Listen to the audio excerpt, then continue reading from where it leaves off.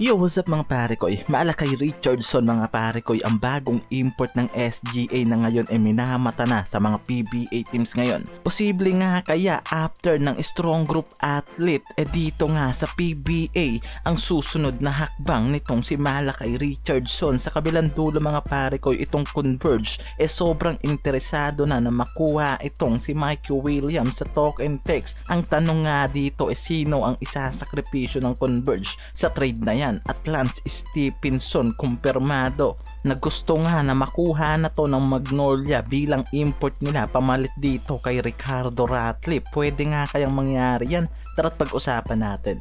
Itong si Malakay Richardson mga pare ko ang huling import na kinuha ng strong group athlete at ngayon nga panigurado na minamata na rin ito para kuhain bilang import dito sa PBA mga pare ko.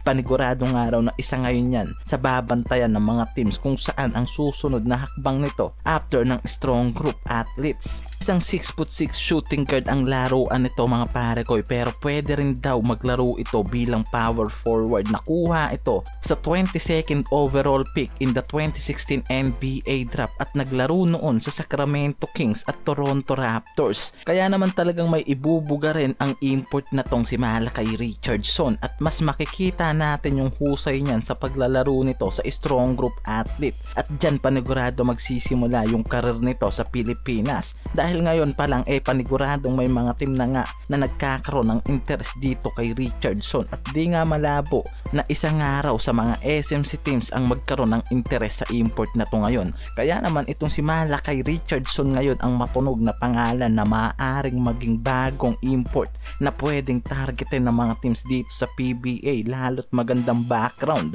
ang meron to International League at masusubukan yan dito sa strong group athlete.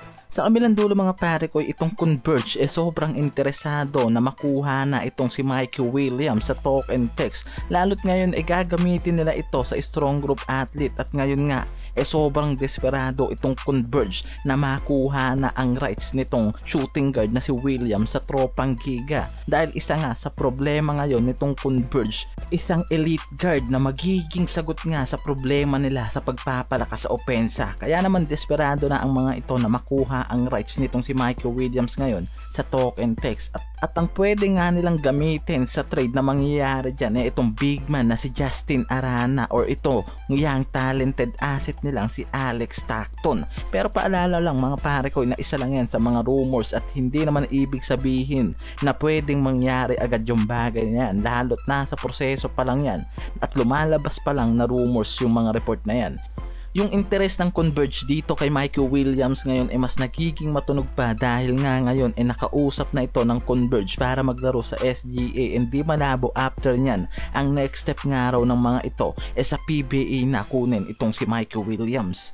At itong Magnolia mga pare ko, possible nga kayang gumawa ngayon ng hakbang ang mga to para kumuha ng panibagong import para dito kay Ricardo Ratliff. Dahil kahit na maganda naman yung numbers na pinuproduce nitong si Ricardo every game, pero hindi ganun ka-consistent nga raw yung laro nito at nauuwi pa nga sa pagkatalo ang Magnolia at hindi nito kayang idomina ang team niya. Kaya naman hindi coach kung hindi bagong import yung sagot nga raw sa problema nitong Magnolia ngayon.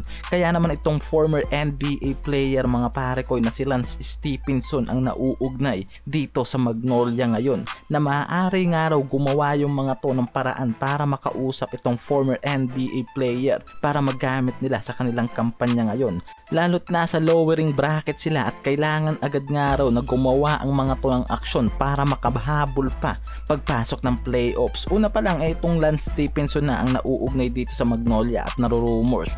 At ito nga ngayon yung maaaring gawing hakbang ng Magnolia na kumuha ng isang former NBA na maaari nilang gamitin pang domina pamalit dito kay Ricardo Ratliff. At yan yung nare-report ngayon mga pare ko na pwede nga kaya kung iisipin natin na makuha nga ng Magnolia itong former NBA na si Lance Stephenson.